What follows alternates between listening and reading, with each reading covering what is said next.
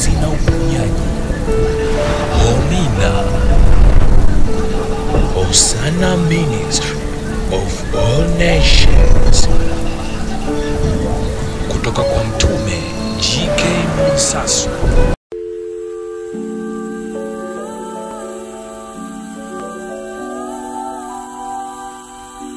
Ujumbe tulionao leo unasema hivi: madhara ya kuabudu na kuitumikia mizimu.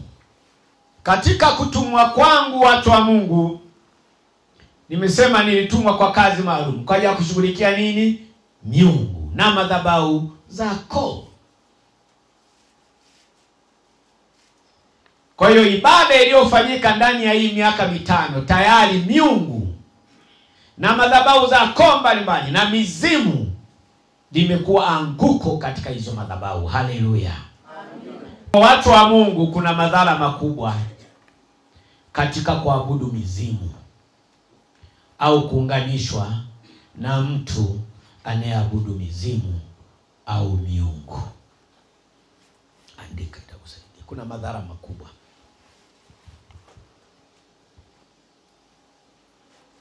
Mimi leo nimetumwa nikuhubirie hii habari iliyo njema yenye ukombozi. Kumbuka, usisahau, Kristo amerejea. Ni habari njema, na habari njema inakuwa na utimilifu kwenye matokeo. Dhambi ni uasi. Leo hii Mungu wa miungu, Mungu wa Bwana wetu Yesu ambaye ni Kristo aliyerejea, Mungu wa Mtume G.K. Mwansasu ananena na wewe akikuagiza kwamba kuna madhara makubwa katika kuabudu mizimu, miungu ya babu yako, ya bibi yako, upande wa baba, upande wa mama, upande wa mme, upande wa mke. Kuna madhara makubwa sana ukishiriki ibada za namna hiyo. Maana yake ibada za wafu. Nimetumwa kukuondoa kwenye hizo ibada. Kwa hiyo kuna madhara makubwa sana, watu wa Mungu. Mnasikia? Mmenielewa? Mmenielewa? Kwa ukiungamanishwa na hizo madhabahu kuna matatizo makubwa sana, kuna madhara makubwa sana. Leo watu mnateseka ni kwa sababu umeungamanishwa na hizo madhabahu. Ni wakati gani? Kuna muda umekwenda ukafanya ibada mara huko kwa kujua au kutojua. Usisahau, dhambi ni uasi. Mungu anaponena kukatalia kitu, unapokuwa unakifanya, ujue na utambue kwamba umetenda nini? Dhambi. Kama leo nakufundisha hauko tayari kuacha, lakini unaendelea na hizo ibada za mara pa juu za kuabudu wafu, babu zako, bibi zako, miungu na mizimu, tambua kwamba unatenda dhambi. Na kama unatenda dhambi, jua kwamba wewe ni wa kuhukumiwa. Na kama si kuhukumiwa kwa sasa, maisha utakayoishi chini ya jua yatajaa shida, dhiki na matatizo. Chanzo cha hayo unayopitia ni dhambi, kwa kujua au kutojua. Kama si wewe, kumbuka uzao na ukoo wa mama yako wametoka madhabahu gani? Baba yako ametoka madhabahu gani? Uzao wa babako unanena madhabahu yenye ibada ya namna gani? Uzao wa mama aliyekuzaa kwao wananena ibada za madhabahu ya aina gani? Je, wameokoka? Wanaabudu miungu? Kama wanaabudu miungu, tambua kwamba haya unaopitia ni halali yako.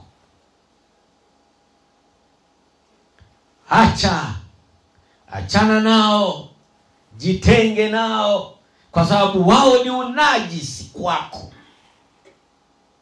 Wengi tuko mahali hapa, Mungu anakaa siku 2-3, ni kwa sababu ya unajisi wa hizi madhabahu na miungu ya mizimu yako tunazotoka, tunasharika nazo. Mama hajaokoka, wewe umeokoka. Baba hajaokoka, wewe umeokoka. Mme hajaokoka, wewe umeokoka. Mke hajaokoka, wewe umeokoka. Si kila mtu tayari ana ibada yake. Mnielewe ninachokihubiri na ninachokifundisha. Nimetumwa kuja kubadili aina ya ibada. Tulio wengi tunazotoka na makabila tunaotoka, ibada zetu ni zile za kuabudu miungu na mizimu. Maana yake kuabudu wafu, au kwenda na maisha yetu kwa ajili ya kuabudu waganga.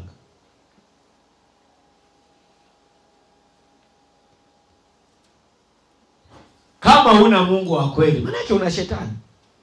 Asudanganye chini ya jua. Kila mtu ana sehemu. Mimi kwa Yesu sipo.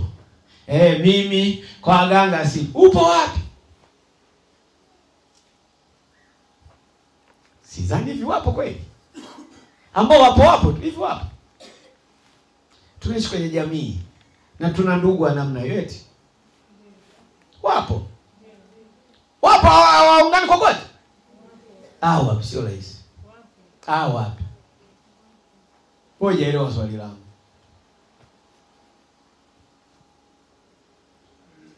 Kwa Kristo aendi, kwa mganga aendi, lakini mamake na babake wana madhabahu zao. Anaishi kwa kupitia hiyo hali. Kitovu chake wakati anazaliwa kiliwepo wapi? Msiitike tu, hebu funguka.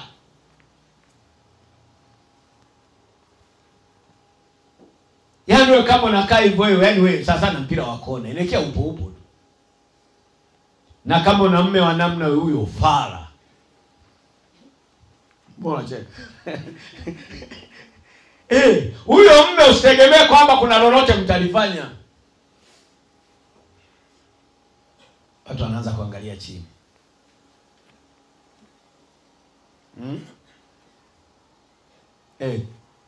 Watu wanaanza kutazama chini. Unajua maisha ya mwanadamu chini ya jua ni doa. Maisha ya nani? Ya mwanadamu. Sio mtu. Maisha ya mwanadamu. Kumbuka kuna utofauti kati ya mwanadamu na mtu. Hamjanielewa. Nimefundisha miaka mingi sana lakini bado hamnielewi. Bado hamnielewi.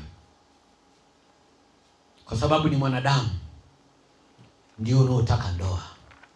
Mtu ana muda na ndoa. Mtu muda wake ulio mwingi ni kumtumikia Kristo. Kwa sababu maisha yake huyo mtu yako sawa na Kristo. Aliumbwa kwa mfano wake nani? Mungu. Mungu anaoa.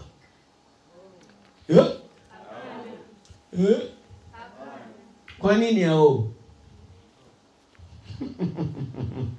Kuna madhara makubwa katika kuabudu mizimu au kuunganishwa na mtu anayeabudu mizimu au miungu. Kwa hiyo unaweza kukuta huyo mume wako hajaokoka wala kwa waganga endi, lakini rafiki yake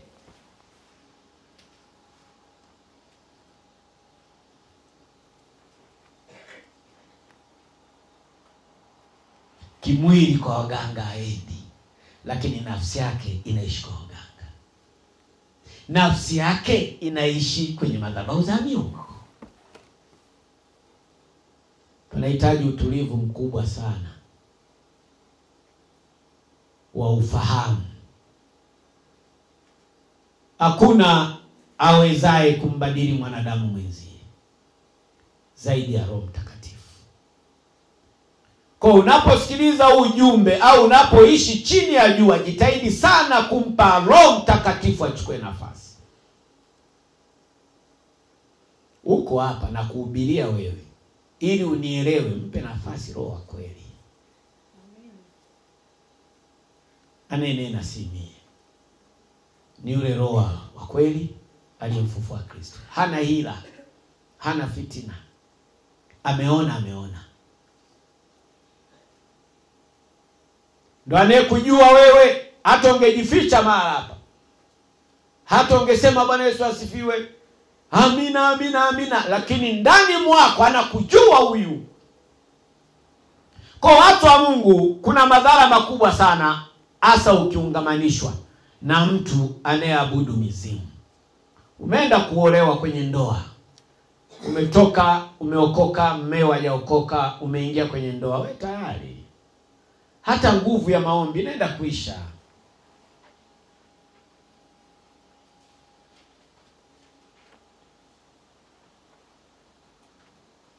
Nguvu ya maombi inaisha. Leo wewe unatoka hapa sasa hivi, unarudi nyumbani, mwenza hana Mungu wa mara hapa. Hana. Nalihubiria na Roho Mtakatifu anasema niseme ili likuume. Usipoumia hutatoka. Na kuna wengine huko nyuma wanaomba mtume naye asiguse haya. Roho anajua, sio mimi.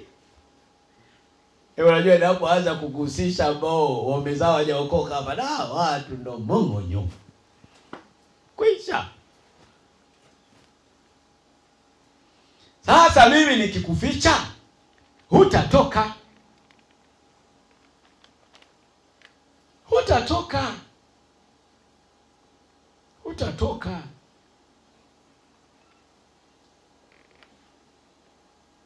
Hutatoka. Na shetani alivyo sasa. Unajua shetani ni mfariji wa nyakati fulani za ujinga. Tasikia kini mume wangu ila anatoaga sadaka. Ananipa nini? Nikatoe nini? Ipo siku ataokoka. Mtume sasa hivi angalau ananipaga na tunataka okoke. Hiyo sadaka haina nafasi. Hiyo ni rushwa ya kukufanya wewe upunguze kelele za kumuhimiza ili afanyaje? Leo hamtanielewa. Lakini huyu Kristo aliyerejea ili aweze kuwa na utimilifu kwako, hizi ibada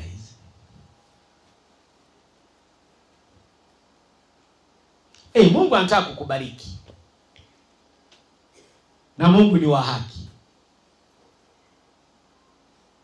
Malaika Gabrieli kapewa package ya kwako, mpelekee leo usiku wa manane, saa 8, saa 6, saa 7. Anakuta umepigwa, mmeo amelewa nini.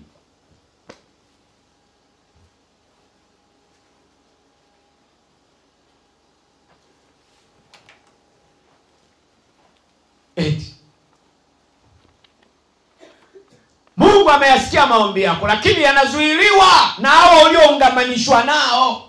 Tumeona mahali hapa watu wa Mungu wengi hatima zao zimeibwa, ni kwa sababu ya ndoa, ni kwa sababu ya marafiki. Ulimpata rafiki ukajua ni rafiki wa kweli, kumbe uliungamanishwa naye ili hatima yako iweze kupotea.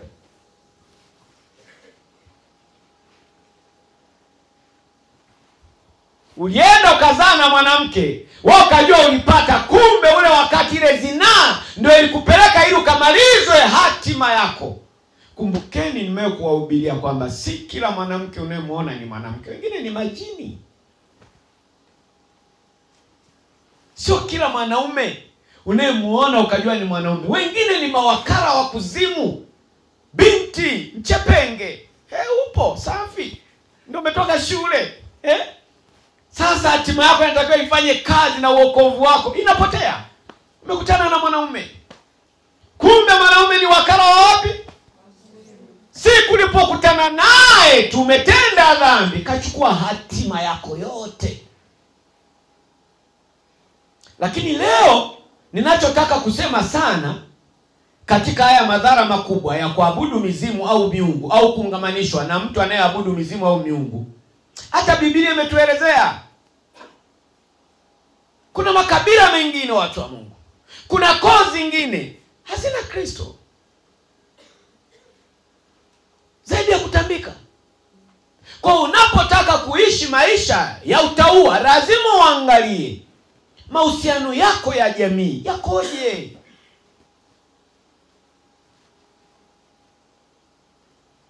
Kibibilia wale Waamori wao kazi yao ni miungu. Wanaabudu miungu masaa 1000. waiti, ndo kazi yao.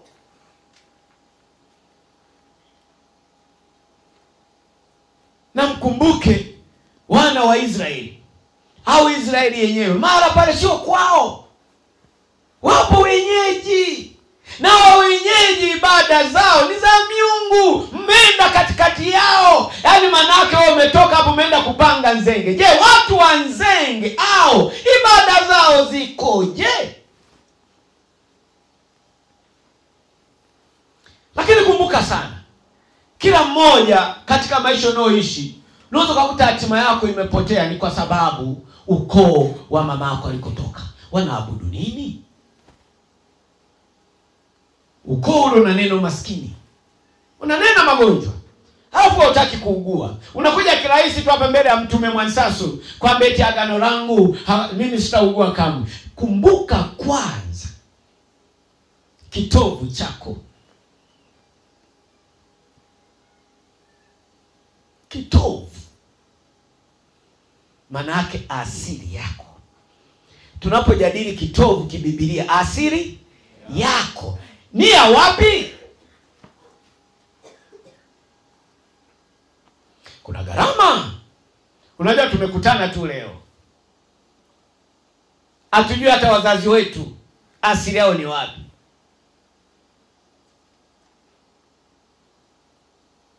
Kuna kitu sikuwaambia tu. Mimi wakati nafanya hiyo ibada ya huko Kurupembe barazani, yaani kaonekana kumbe na mimi asili yangu alikotoka nyanya wa babu yangu karne ya kwanza ni Swahili. Mimi mwenyewe kwa hiyo kumbe Mungu alienda kuchomoa pale pale. Adui wa mtu kumbe na mimi bwana ndio ilikuwa asili yao. Kumbe ile majamaa wale walikotoka huko yalikuwa yanaabudu ibada hizo. Amini. Kastuka wewe, acha uongo. Uongo. Ndio tunakwambia.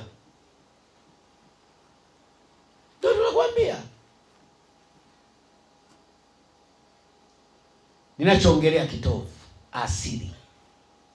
Hapa tulipofikia, Kristo amerejea, atashindwa kukaa ndani mwetu ni kwa sababu ya asili. Watu hawana utayari wa kubadilika. Hawezi wakamtolea sadaka Mungu, na wakimtolea Mungu sadaka wana vinyongo ndani. Nimewaambia. Kristo anasema mimi nimerejea. Ni kweli ili anga nimerejea, lakini kuna roho hiyo.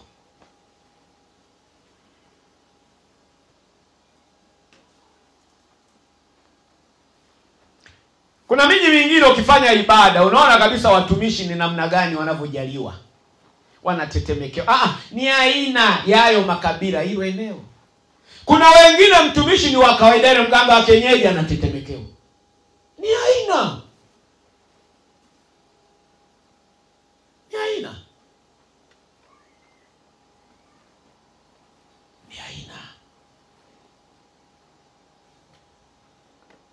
Kuna makabila mengine ukienda kufungua injili utakoma. Hata mshipa ustuki. Kwa sababu sio asili yao. Kitovu chao.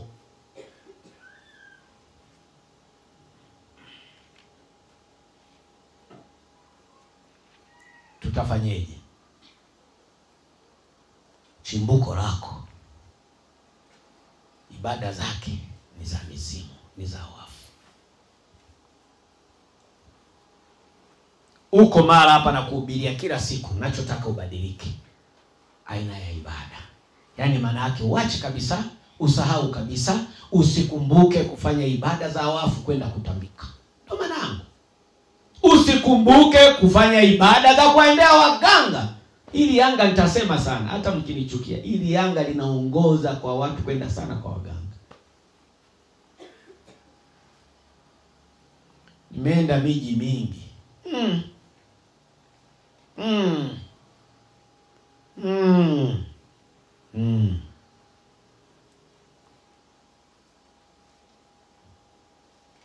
Kwa ukiona anguko limewaingia, wameacha wokovu, bado wako kwa waganga, tambua kwamba kitovu chao kila wavuta. Asili yao ni kwenda wapi? Kwa waganga. Kama mtu umeibiwa redio ya 50,000, unaenda kwa mganga kutoa 1,500,000, wewe si kitovu chako, ndo asili yako. Amina. Redio ya 50,000 atanikoma huyo.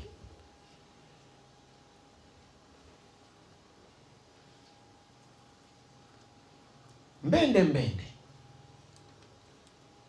kwa wadesi.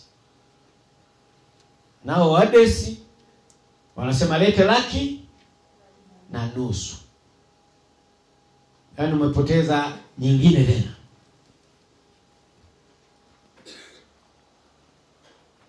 Kitovu.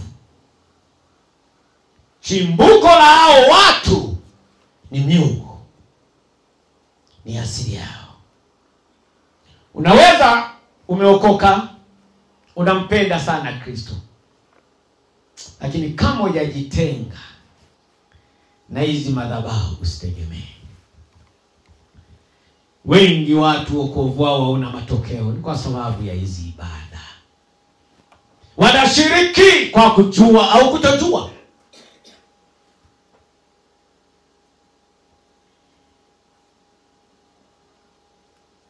Na ni wengi ujio wa Kristo watamkosa ile nguvu. Haitawajiria ni kwa sababu hawajaacha ibada za wafu. Kumbukeni tuliposimama kwenye ujumbe wetu tulionao. Kuna madhara makubwa katika kuabudu nini? Mizimu au kuungamanishwa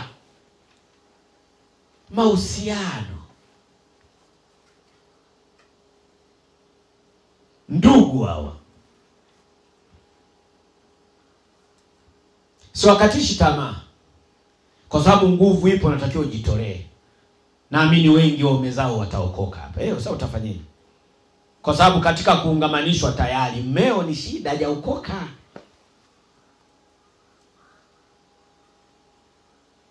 Anakurudisha nyuma huyo. Na usipokaa sawa, wewe mwenyewe utarudi nyuma, utaacha nini? Au ni wachungulie huko nyuma au?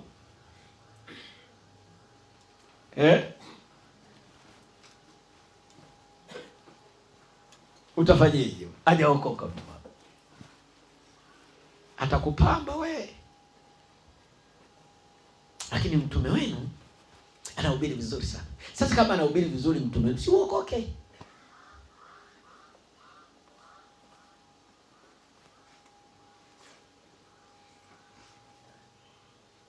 Kitovu, chimbuko, gharama, chimbuko, kabila. Kuna dhambi nyingi watu wa Mungu tunazitenda ni kwa sababu ya makabila yetu tunamotoka au koo tunazotoka.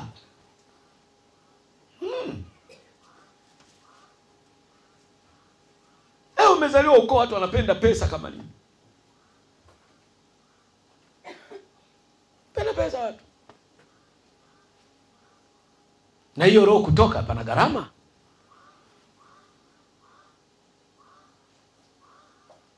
Chuki hizi niko.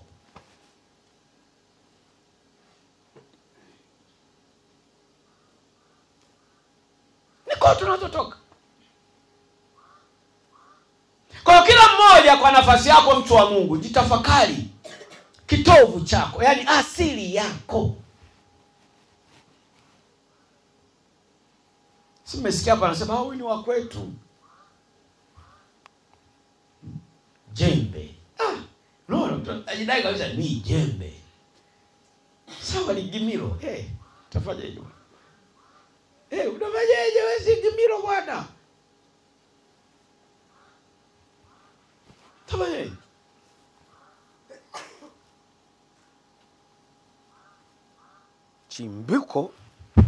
Chimbuko ulilolibeba linaashiria kuwa wewe ni Mwamori, Mkenani, Mheti, Mhivi. Haya makabila, hii jamii asili yao ni kuabudu miungu.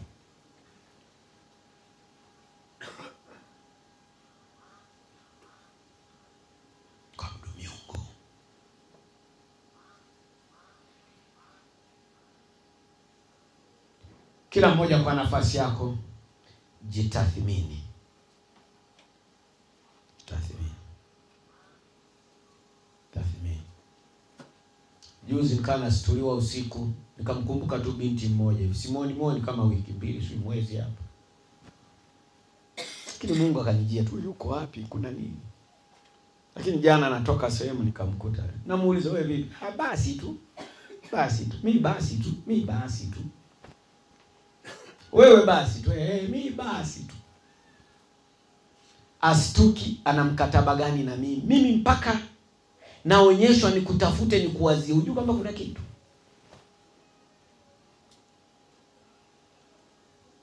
Hapo kimona, mimi basi tu. Alafu anasema mimi basi, anapanda gari nilionalo mimi. Umo. Mimi basi tu.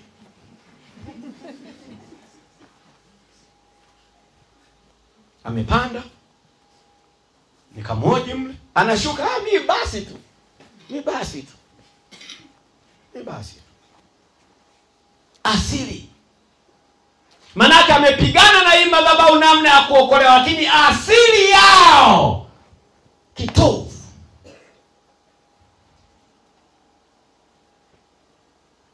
Hii asili, hiki kitovu ni chanzo cha anguko kibiashara.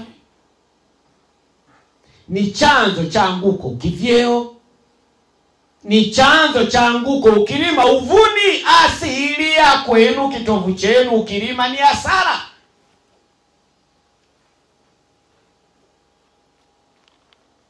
Lakini yote hii hasara inatokana na nini? Bado roho zetu zinashiriki ibada za mahali pa juu. Yote anayahubiri ni gharama ya kanisa ili liweze kutoka. Kristo amerejea. Manake ufahamu ndo upokea mtu wa Mungu. Haleluya. Haleluya. Pokea ufahamu ndo maana yake watu wa Mungu. Msifikiri Kristo ni jengo, ni dhehebu, ni dini, kwamba litakuja litakaa hapa miaka 1000. Hapana, ufahamu wa kumjua yule baba wa uongo, kwamba hii ni dhambi, haya ni makosa, ndicho ambacho kanisa lilishikwa.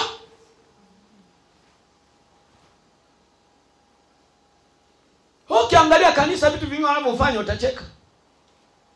Na wengine wamesoma, wanajiita wamesoma. Kiangalia hivi wewe.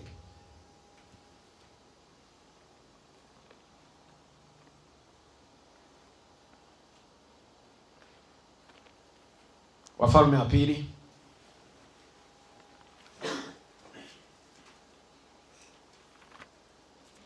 Wafalme wa pili.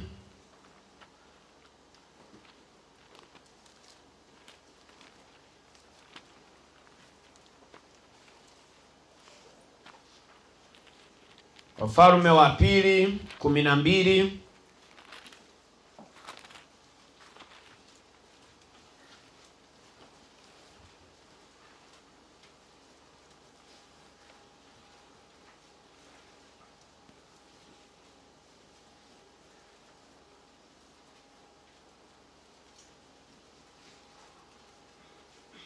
Mstari wa 1 mpaka 3. Katika mwaka wa 7 wa Yehu, Yoashi alianza kutawala. Akatawala miaka 40 huko Yerusalemu. Na jina la mama yake aliitwa Sabia wa Berisheba. Yoashi akafanya yaliyo mema machoni pa Bwana siku zake zote. Yoyada kuhani alizifundisha 3, ila mahala pa juu hapakuondolewa. Uliamua kuokoka, ukakaa ndani ya Kristo, lakini hujaacha ibada za miungu na mizimu. Kumbukeni nafundisha madhara na hakuna matokeo kwenye kanisa. Ni kwa sababu ya aina ya nini? Ya ibada. Huyu mfalme alikuwa ni kiongozi, anaenda vizuri, mbele zake Mungu, lakini akuacha. Niko mahali hapa kwa ajili ili muweze kubadilika, kuacha ibada za kuabudu wafu. Hizo ndizo chanzo cha hapa tulipofika leo hii. Leo hii kanisa linasimama kabisa, kuna mila na desturi nzuri, kuna zingine sio nzuri. Kweli? Desturi gani? Mila ni nini? Kama desturi iliyo njema, isiyogiza, ni ya kuwa ndani ya Kristo, kwa sababu imebeba upendo, unyenyekevu na nini? Na uvumilivu. Haina hila na mtu, haina magonjwa, haina umasikini. Hiyo ndio isema wewe ni ipi? Huyu mfalme alikaa vizuri sana kwa Kristo, yaani kwa Mungu wake kwa huo wakati, lakini hakuacha ibada. Asiri. Tunapojadili ibada ni asiri. Kuna watu hapa mna ibada, mmeacha kutambika, mmeacha kwenda kwa waganga, lakini tabia asili. Kumbuka babako ni Mwamori. Asili yao ni jino. Hata tukikuhubiria hapa, wakikugusa tu kidogo hapo, Walawi wanakupanga tu kaa vizuri, unageuka kama ni dudu gani. Asili hiyo. Ukisema tu kidogo umechukia tu. Asili. Kitovu. Asili. Tumeona walokole, nimehubiri juzi, majumbani mwenu sio salama. Asili hiyo yote ni nini? Na hiyo asili ndio inayozuia Mungu asijithibitishe katikati yetu. Naweza kaa uendi kwenye misitu kutambika, lakini una ibada za mahali pa juu. Ibada za mahali pa juu zinashikiliwa na kitovu, asili yako. Asila ulionayo haitoki, uchoyo ulionao, mbende. Hapa kuna wengine hapa wanatamani ibada ishawe wa kwanza nje kupiga simu. Leo bwana wa pepo. Wewe hicho ni kitovu. Asili. Alafu na kesho unakuja hapa, Yesu, mimi Mungu nisaidie. Ndio maana mimi nasema bora tuwe watano, kelele zitapungua. Hamjanielewa. Kuna watu wako hapa, yaani wanatamani ibada hii ishe haraka, mtaani awe wa kwanza yaliyojiri. Wapi? Kasikia nikupe ubuyu. Sasa mlokole na ubuyu wa. Na wa mataifa sio wanatumika na shetani kutudhalilisha. Wokovu leo fulani wana kumelipuka, kumesema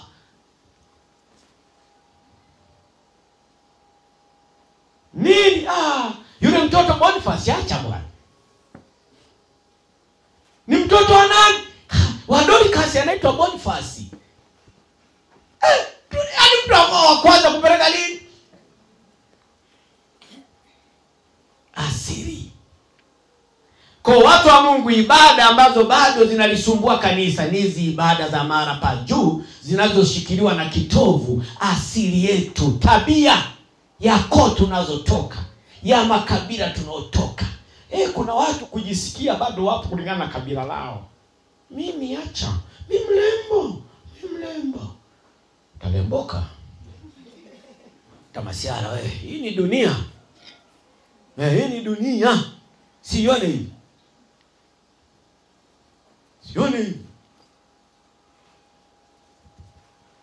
Huyu Kristo aliyekuja ni fundi seremala, anakunyorosha. Amina. Na randa. Lakini wengi ubavu bado. Haleluya. Wengi nimejaribu kuwanyorosha hapa, hakuna.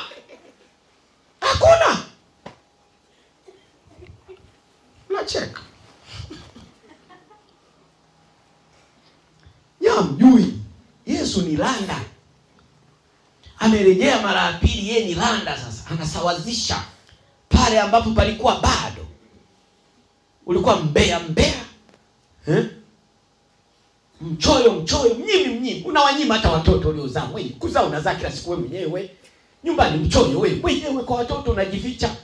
Ukipika kawali ndo acha kabisa. Watoto tunasikia viazi viko pembeni.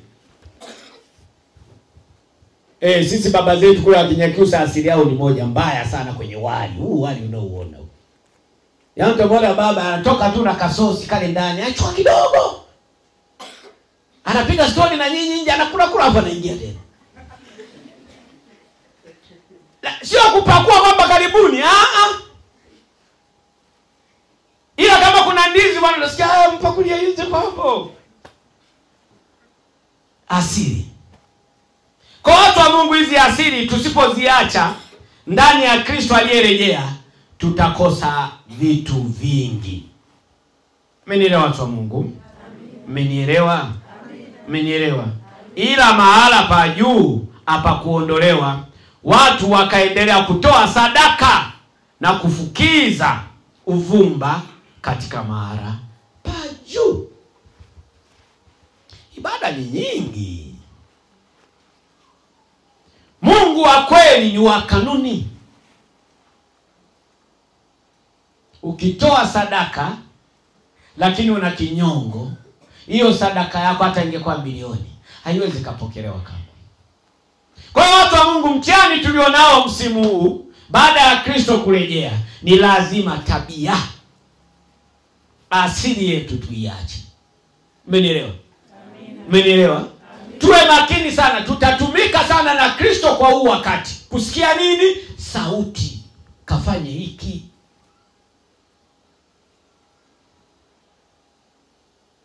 Kuna moja juzi akana niambia na mshauri akana, ila penye kusikia sauti yako pana gharama. Wangapi kwenye kusikia sauti pana gharama?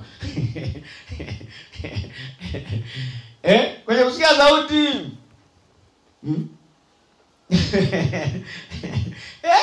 Ni gharama. Kwa sababu ya upande wa pili wala na maarifa. Ila saa hizi tembea wewe kwenye nini? Kwenye misingi ya nini? Ya haki. Ikigundulika hivyo, hiyo sauti utaisikia kwa sababu uko peke yako, hilo wa pili hayupo. Wa pili atasogelea ni kwa sababu tabia ya asili ya ukoo unaotoka au kabila unalotoka. Hivi vitu viwili ni vibaya sana ndani ya kanisa. Mnanielewa watu wa Mungu? Mnanielewa? Kwa hiyo hii hali ya kuabudu miungu au mizimu au kuungamanishwa siku zote imeferisha watu. Viongozi walio wengi wameferi na kusudi lao. Mfano tu niwaambie, mfano taifa letu sisi halina dini. Halisikii kwamba ni mwokovu. Na taifa letu 99% kila wilaya na mkoa linamoingia linapokelewa na wazee wa vimila. Haya mwenzangu, Mwansaso ndio umeokoka, umeenda kupata uwaziri. Unaenda Mwanza. Na pale Mwanza wameandaliwa na Magorore. Wazee wa asili, wazee wa vimila. Inabidi wakuvalishe. Na wewe kwako kuna goma, wewe utafanyaje?